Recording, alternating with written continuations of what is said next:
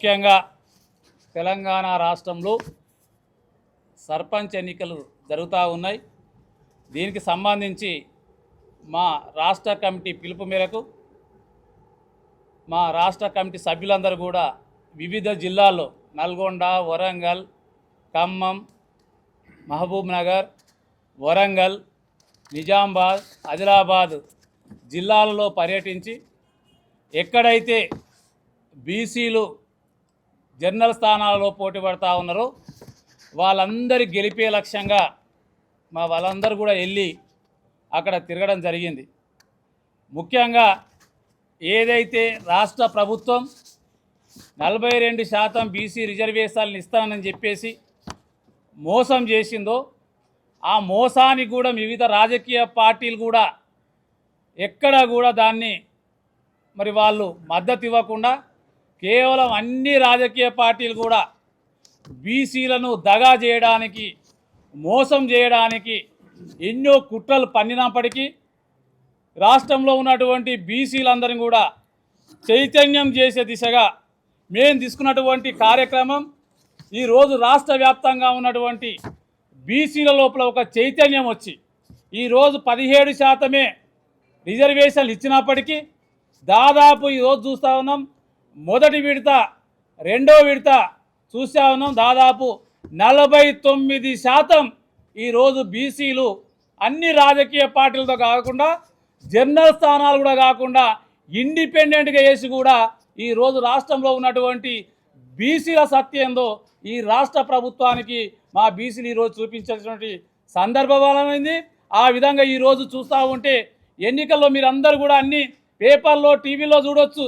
ఈరోజు బీసీలు అందరూ చూశారు. ఈరోజు కాంగ్రెస్ ప్రభుత్వం వైఖరేంది, బీఆర్ఎస్ ప్రభుత్వం వైఖరేంది, బీజేపీ పార్టీల వైఖరేందని చాలా స్పష్టంగా చూసి ఏ ఒక్క రాజకీయ పార్టీ కూడా మనకు అనుకూలంగా లేవు. కాబట్టి మన జనాభా దామాష ప్రకారంగా సోదరులైనటువంటి ఎస్సీ ఎస్టీలను కలుపుకొని మనమే జనరల్ స్థానాల్లో పోటీ చేద్దాం, పోటీ చేసి గెలుద్దామని చెప్పేసి జనరల్ స్థానాల్లో పోటీ చేస్తే నిన్న మేము నల్గొండ జిల్లాలో పోయినాం, ఇక్కడ ఖమ్మంలో పోయినాం.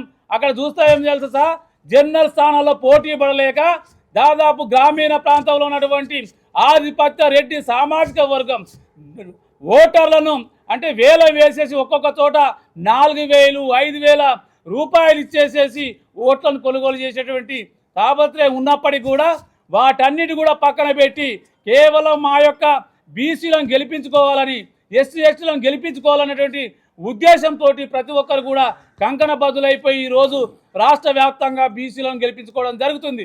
అదేవిధంగా ఏ విధంగా అయితే మొదటి విడత రెండో విడతలో ఏ విధంగా అయితే మీరందరూ మరి అంకిత భావంతో పనిచేసి బీసీ అభ్యర్థులను ఇచ్చారో రేపు మళ్ళీ కూడా మూడో విడత పంచాయతీ అదే సర్పంచ్ ఎన్నికలు జరుగుతూ ఉన్నాయి. కాబట్టి రాష్ట్రంలో ఉన్నటువంటి బీసీ కుల సంఘాల పెద్దలకు, బీసీలకు అందరూ కూడా ఒకటే ఈ యొక్క బీసీ పొలిటికల్ ద్వారా విజ్ఞప్తి చేస్తూ ఉన్నాం. ఏదైతే రెండు యొక్క దాపాల్లో మీరు చూపించినటువంటి చొరవ ఏదైతుందో ఈ మూడో దాంట్లో కూడా చూపించి అత్యధిక స్థానాలు గెలుపొందాలని చెప్పి కూడా ఈ సందర్భంగా చేస్తున్నాం. ఇంత జరుగుతున్నప్పటికీ రాష్ట్ర ముఖ్యమంత్రి గారు ఈ 42% రిజర్వేషన్లను పక్కదారి పట్టే విధంగా కొన్ని 9 రోజులేమో విజయోత్సవాల పేరుతోటి కాలం గడిపారు. మళ్ళొకసారి గ్లోబల్ సమ్మిట్ పేరు మీద కొన్ని కాలయాపన చేశారు.